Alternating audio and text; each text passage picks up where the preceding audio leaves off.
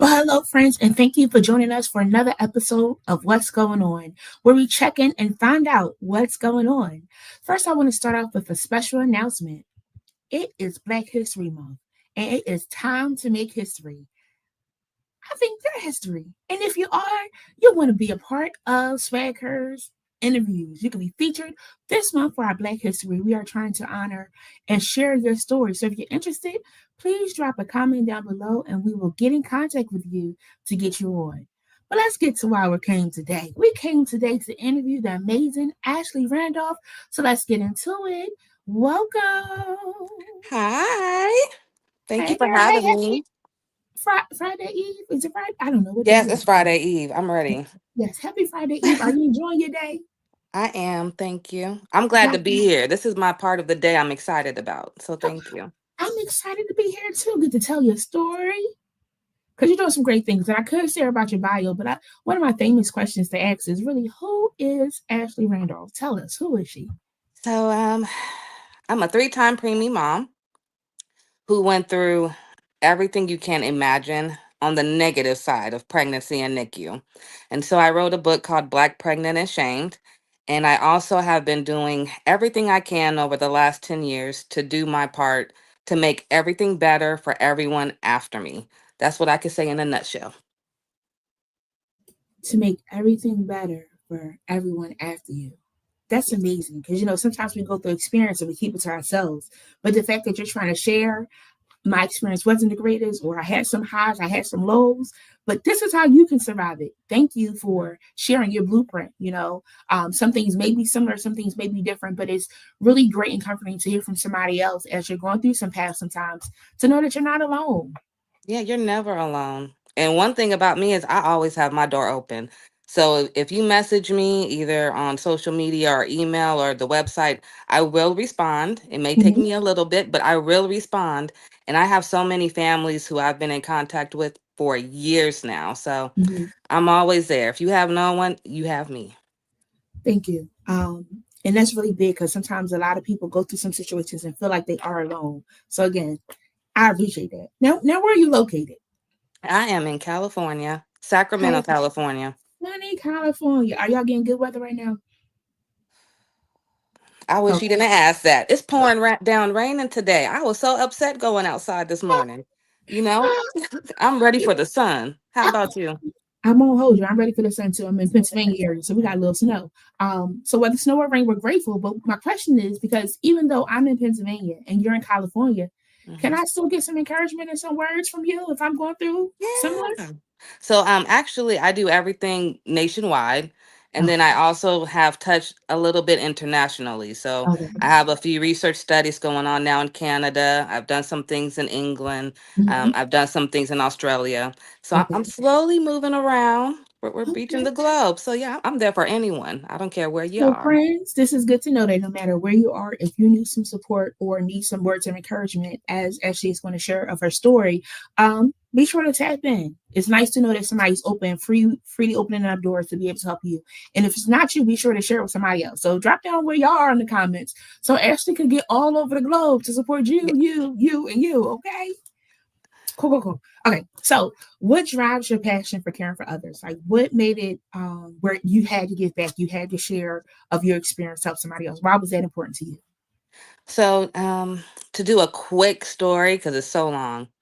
With my first pregnancy, I had no family support and no resources. And I was in my last year of college, and I had to stop because I had my first preemie. But my goal before that was to be a OBGYN and to also work for the World Health Organization. And everything got switched with my first one.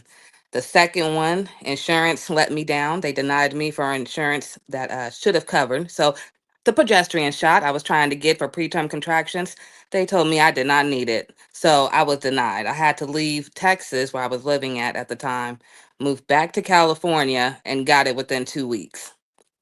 That's what opened my eyes and said, wait a minute. Why is it like this? And why did I have to advocate for something that should have been given to me in the first place? Um, Third pregnancy, I got let go by my doctor. I immediately came back home to California when I found out I was pregnant a year Mhm. later. And the doctor let me go at 4 months. I suffered from severe HG with all three kids. So I lost 30 pounds, never gained weight with any of my kids. With the last one, the doctor said, "Oh, your sickness is a liability to me and the facility." Now, this is in California. Not only did she say that, but she said it in the waiting room with other people waiting to be seen by the doctor. Talk about being humiliated. So Mhm. after that experience, I tell everyone I got my tubes tied, and I said, never again will I go through Mhm. the healthcare system with my own pregnancies. But Mhm. I have dedicated every day since then, literally 7 days a week, to making sure no other mother feel like I did. And literally, I wrote the book after that, Black, Pregnant, and Shamed, because I felt shamed the whole way through. Mhm. It's a story, girl. It's a story. It is. And oftentimes when you go to the doctor, you have to advocate a little extra for yourself because sometimes they feel like, oh, you're good.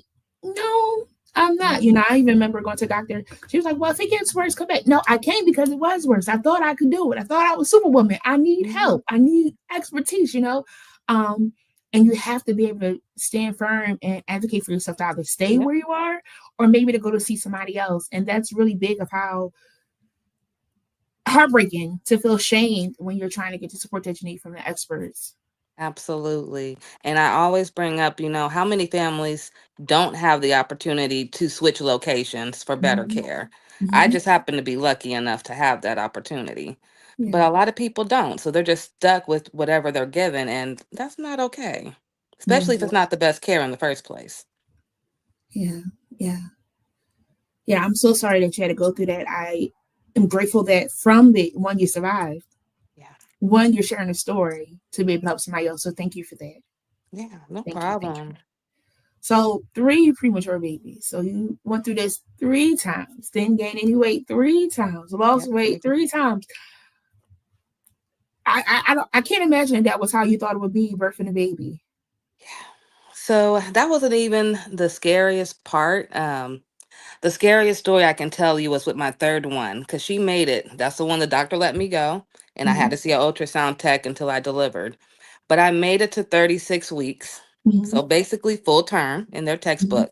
mm-hmm, But I had like started crying at 34 weeks to 36 weeks mm-hmm, because she wasn't coming like my other ones were early. So I'm mm-hmm, like, what is going on? And so my husband had to keep telling me, you're supposed to go to 40 weeks, you're fine. But in my mm-hmm. mind, this is not normal. I have Yeah. really early kids. Why is she still in there? I have no medical support. All Mhm, I get is an ultrasound done. mhm. Um, that was the scariest one. And you're not even supposed to think like that when you're pregnant. Yeah. You supposed to be in. I never had a baby shower. So three Oh, kids, never had a baby shower. So that's why, I always try to at least once a year, either I help support another organization's baby shower or mhm. I myself do a community baby shower Yeah, because I never had one. And it's yeah. not fair for other NICU parents to not have one either. Mhm, mhm. Not fair, but I totally get it, right? Because like you're fearful of like, is it going to work? Is it not going to work? Or you have the baby shower and you have all these items, and God forbid, like the baby doesn't make it, the trauma that could come with that. Um, but they do like a sip and see. I think now, after the baby is born, send over the baby so you don't get the baby sick, of course.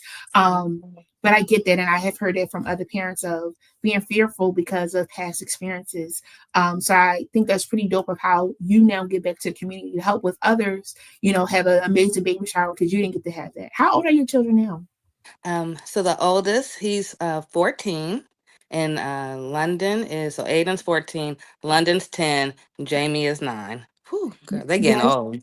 yes, babies, we are talking about you today because we are excited and we celebrate, your birth and your survival too. Because even as babies, being premature and going through those different situations, you're hoping that baby keeps on fighting. So they had a Mm-hmm. fight too, like, oh, we're gonna stay here without mama. So we Hmm. celebrate them as well today. Happy early birthday if it hasn't come yet, and I hope that they continue to have many, many more. Thank you so much. I'm gonna let them know that too. Yes, yes. It's like, man, you was talking about us. Yes, we was Hmm. talking about them. Yes. We was loving on them. We was loving on them. So, um, you are the founder of GLO Preemies. Hmm. What inspired the name, and what made you start it? So I'll tell you a little personal story. So in 2014, I was having my second child and I was going through the sickness. And my dad, he was married to my stepmother at the time, and she was going through her own sickness at the time. And she kept telling me, remember, yours is temporary, mine is going to be for a very long time. So that helped me push through that pregnancy. When it had all was done and over with, I had my child. I temporarily went to go move with my dad to Vegas because he needed support. And I'm sitting there and I'm like, okay, I have a 4-year old. I have dropped out of college at this point because I had to drop out my senior year because Aiden came early. I had this newborn that just came out the NICU. I don't know where I'm going with myself. And I came from a well to do family. So when I lost the family support with Aiden, I had to go on the welfare system that I didn't even know existed until I had to get on. And they specifically told me at the time in 2010, you either have to stay in school and not get these benefits, or you can drop out of school and get these benefits. And I chose to drop out of school to get my food stamps and Medicaid. And I was in Louisiana at the time. So I'm still in the system. I don't want to be on the system, and I just could not figure out what to do. So I took out a piece of paper and I just started writing down ideas. And I said, Lord, help me with this. And so I wrote out GLO Preemies. And then I was like, oh, I like that. So then I was like, okay, so what can it stand for? So God's little ones is what GLOW stands for. And a lot of people don't know that, but it stands for God little ones. So thank you for sharing that story. God's little ones. I love that. Um,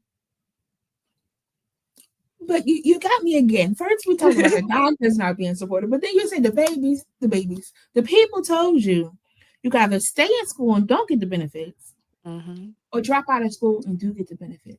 Mm-hmm. And you feel like in a way that's a tough corner to be in because you want to finish your education because you need that for jobs and things of that sort, or to further your education and things of that sort. How was that process of dropping out, not being with your friends anymore and not graduating with your graduating class? What was that like? Heartbreaking. It was heartbreaking because I was so close. I was literally studying for the MCAT. I was trying out for the cheer team. I was so excited. I was going to running every morning, trying to get my stamina up.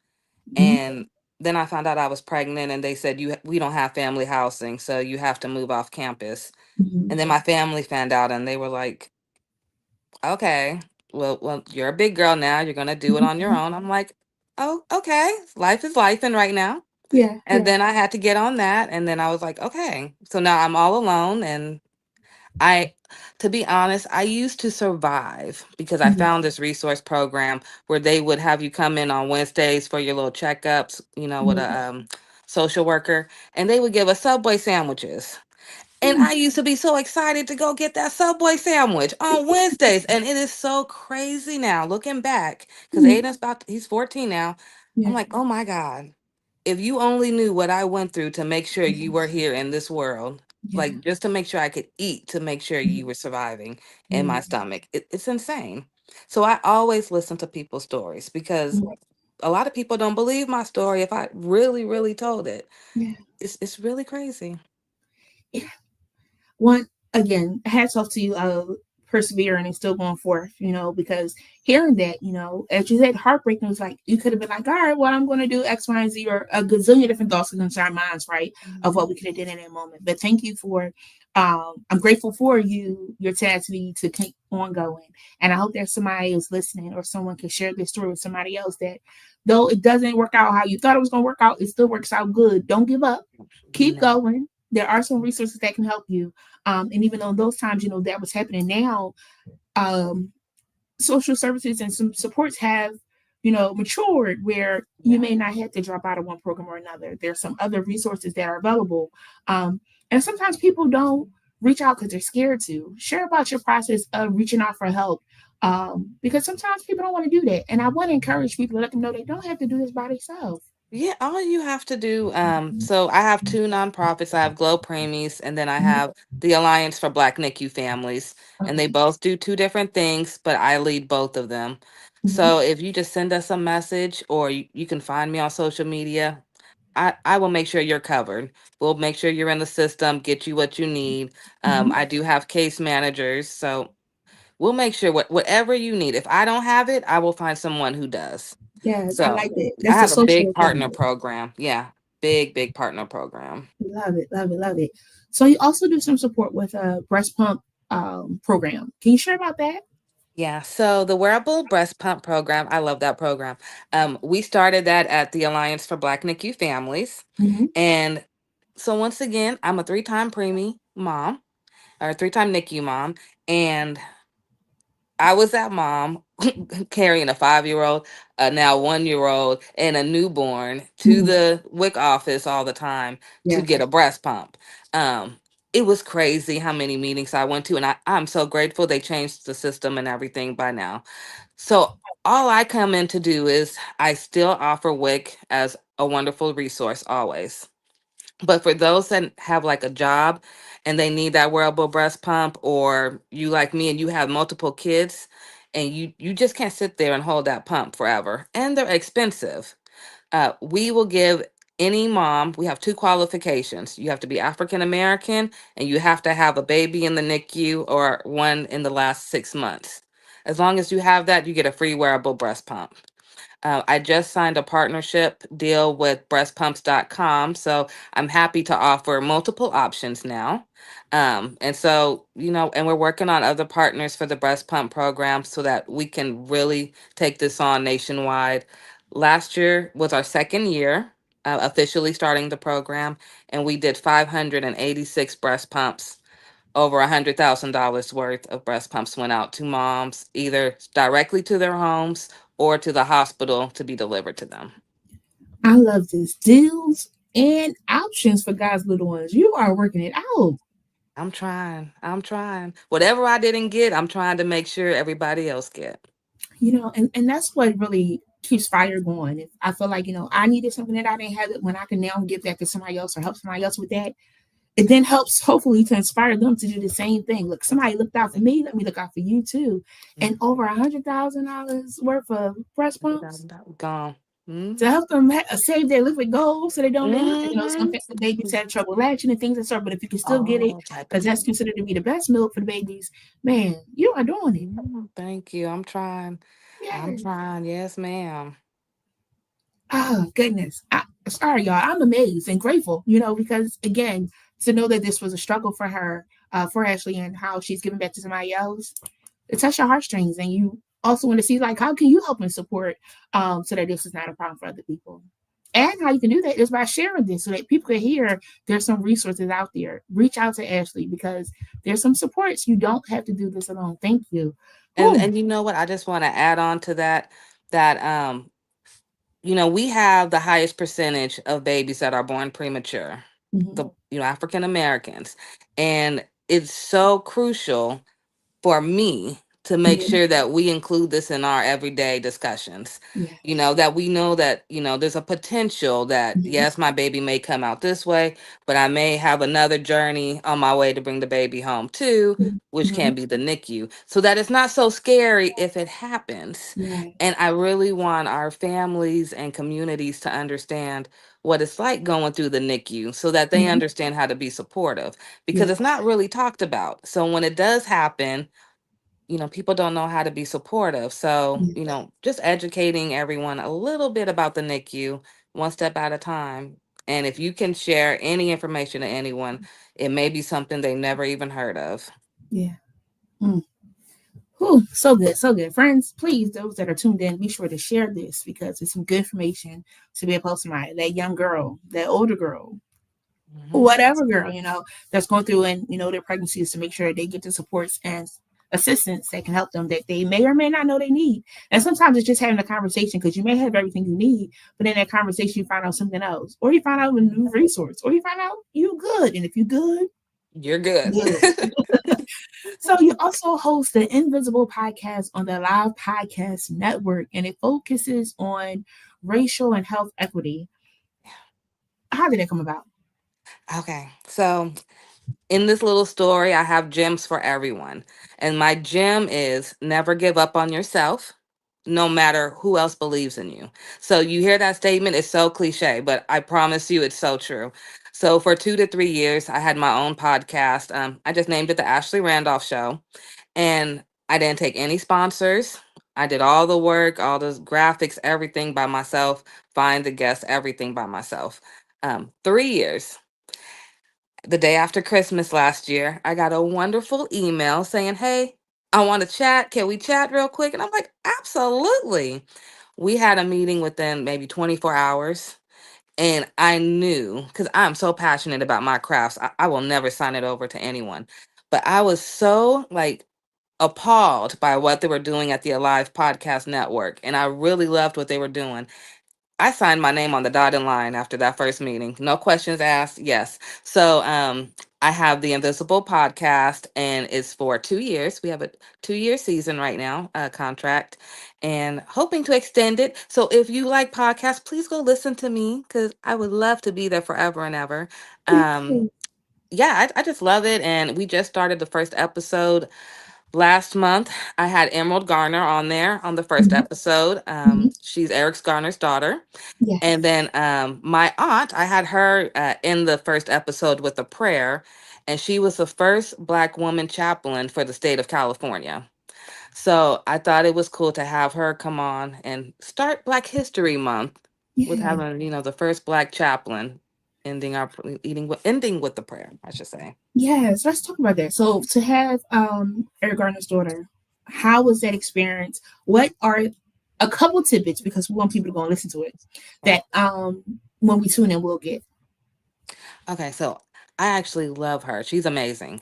A lot of people don't know that she has her own nonprofit. Hmm. So I would definitely tell you to go listen in to her nonprofit and to see what she's doing. Hmm. Because what she's doing is taking kids, and I'm not going to tell you where, Hmm. but I will tell you that it's outside of America, and showing them things that they probably would never see before. And, I had to highlight her because she doesn't get highlighted enough. Hmm. And she Hmm. really took her story and made something beautiful out of it. She really, really did. I love that she's taking children out of the box or square that they Yeah. know to Mhm. learn something new. And oftentimes talking to youth, you'll ask them like, where you want to go? And they'll say like a different part of the city that they're in sometimes. Or maybe just a city that's maybe an hour away, a state an hour away and things sort. But to really get to travel and go somewhere is really, really important for us to be able to experience that. Because some people are so fearful to travel. It's a train, it's a plane, it's a bus, it's a car, it's a Exactly. walk. But it's Mhm. so, so, so, so important to be able to see something new. And I gotta check it out to find out what she's doing these babies. Yeah, you gotta go see. It's exciting. I love her. She's awesome. She really is. Very nice, very nice. So you've also endorsed some policy changes with Mom and Gus, and more. What?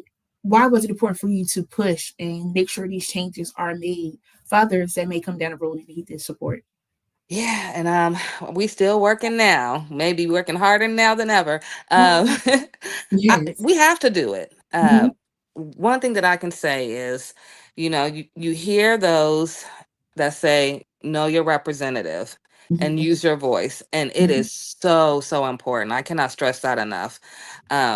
If you don't go out and vote, that's okay. But then if you see something come along down the line, you still have a chance to make your voice heard. So Yeah. don't think it ever just stops when it's time to vote. You Yeah. have an opportunity to talk every single day if you want to. Write them letters, make them phone calls, make your voice heard. And I'm going to do my part as Mm-hmm. far as I can on the top level Yeah. to Yeah. make it easier for all of you to do what you want to do on the lower level if you want to. Very good. It was a couple years ago. I went to vote and I felt ill prepared. One, I didn't know all the people that was running. I'm right outside of the main city of in Pennsylvania area. And so we have like different people that go on our ballots and things of that sort. And I felt just ill prepared. And I say, it's amazing to be able to vote, but you also want to know what you're voting for. So you want to make sure you're also doing research on who's going into office to hope that you're making the best decision, which is still very hard because you're hoping you're making a good call. Also hard because other people are voting too, and you don't want to be discouraged because your person didn't win. You keep on supporting that person, keep on doing what you can in the community as well by doing some policy changes to help on the Yeah. lower level, so Yeah. then the bigger level can hopefully line up. Yeah. And it's a fight.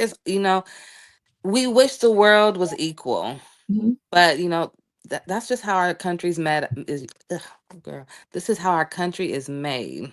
Yeah, It's made for us to divide on simple things yeah, like who should get funding. But Yeah. everybody's voice just needs to be heard. That's Yeah. all I can say. And Mhm. you know what? My gem for that is think like the Underground Railroad. So I had been telling a lot of people that, Yeah. in so many words, just think like the Underground Railroad time.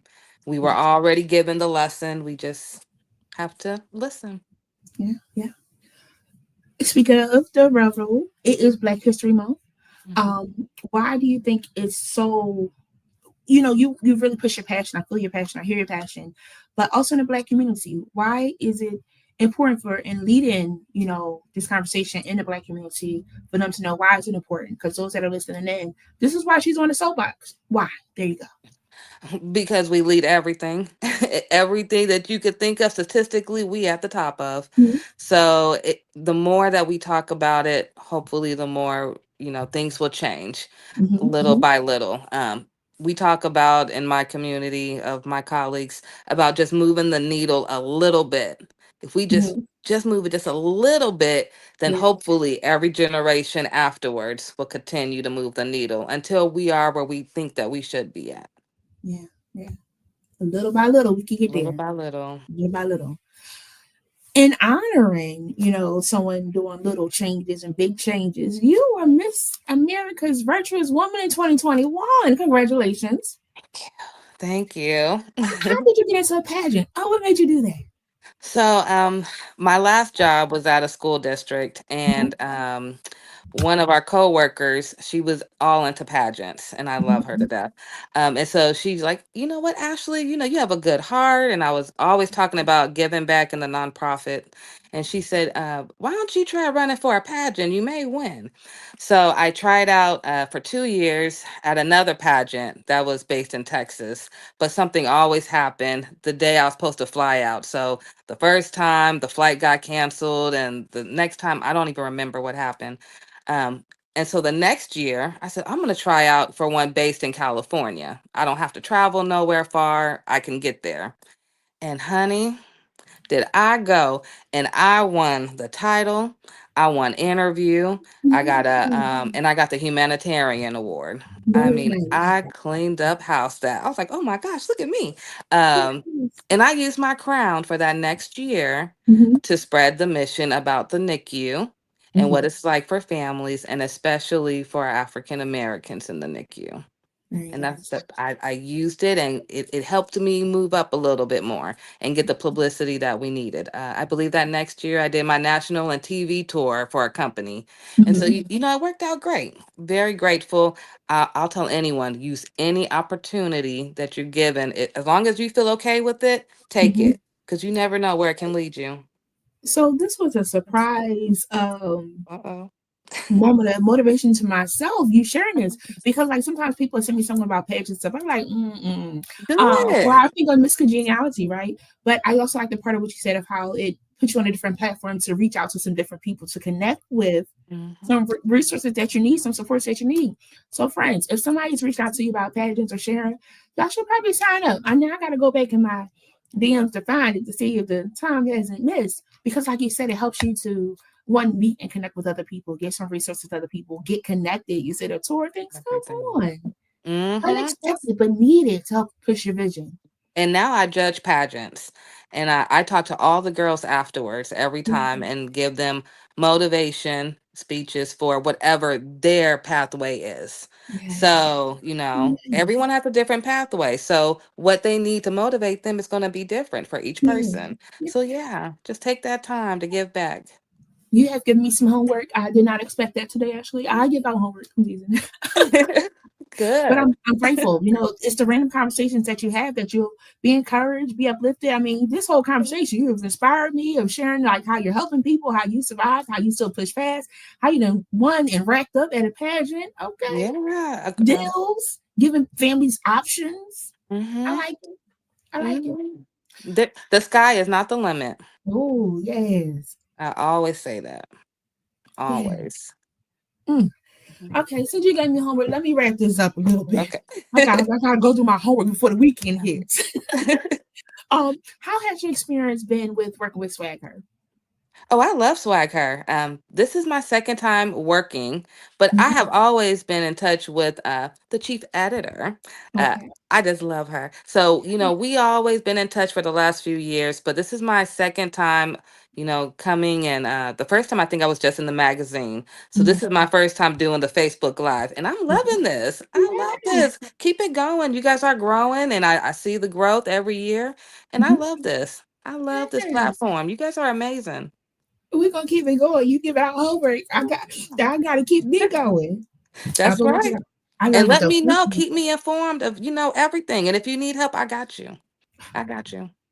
Oh, she threw that A word out there. That accountability. See, I like Hmm. this because a lot of times we want to do something and then we're like, oh, put on back burner. Like I'll come off this live and be like, oh, la da da da da. It's like, Hmm. you should have Yeah. followed her, Jennifer. Now she reaching out. Did you do what you were supposed to do? I Hmm. like it. Thank you. You're welcome. Thank you. Thank you. So, friends, you can connect with Ashley by going to her Instagram, GLO Preemies Founder, to be connected so that you can know what it is that she has going on. If you want to send her a message to ask her a question, check it out. Check it out. Yeah. Thank Mm, you so much. And yeah, come on and follow me. And right away, I'll write back. I like it. My last question is just: is there anything that you want to share with our listeners as we come to a close to encourage them? Anything you'd like to share? The floor is now yours. Whatever you want to do or whatever you're curious about, always do your own research for sure. Um, Make sure it's from somewhere reputable that you can trust, and never be afraid to ask questions. Mhm. I am a true believer of there is no question that cannot be asked. Mhm. So if you want to go to school and you don't know how to apply or the first step, anything, just ask. And if you have no one to ask me. If I don't know, I will direct you to who can. The first step is usually the hardest step, no Yeah. matter what path it is, and we will help you overcome that first step. Hmm. You have heard it here. Y'all go and follow Ashley at GLO Preemies Founder. Get some inspiration. I just can only imagine that your content is going to inspire me too. So I'm gonna make sure I'm following, so I can make sure I'm getting myself together and reaching out if I need some support or if I know somebody that does need support. I'm big on it. If I meet somebody like, oh, I need help, I was talking with Ashley. She knows how to do this. I'm going to connect Hmm. with you, so they get that support that they need. So Thank thank you so you. much. This was so good. Thank you. Yeah, I loved it. Thank you. Yes. Thank you again, man. You have a great evening or a great weekend Yeah, you or whatever too. day it is. We're almost at Friday. Yes. All right, bye-bye. Bye. Oh, friends, I hope that you did enjoy that on today as we interviewed the amazing Ashley Randolph. Be sure to follow her at GLO Preemies Founder and get some information. As always, I also want to share about our Black History feature. You want to be a part of this. Why? Because it is Black History Month and we are trying to shine a light on change makers like you. So for $99, you get an online interview with SwagHer. You go live with one of our amazing media personalities. And we get to share your story. Why? Because your story matters and we want to inspire the world. So if you are interested, be sure to drop a comment down below and our team will be in contact with you. You can search on our website, SwagHer.net, to always stay to know what it is that we're doing. Why? Because we're always trying to shine a light on something that's positive, something that will inspire, something that will uplift. And we thank you so much for being here with us on today. And we hope that you have an amazing weekend. And whatever you do, be sure to like, follow us on LinkedIn, Facebook, YouTube, Instagram, all those things. We on all of them, okay? So that way you know what's going on. Thank you again for your time. Drop a note down below if this interview was good for you. Until next time, bye bye.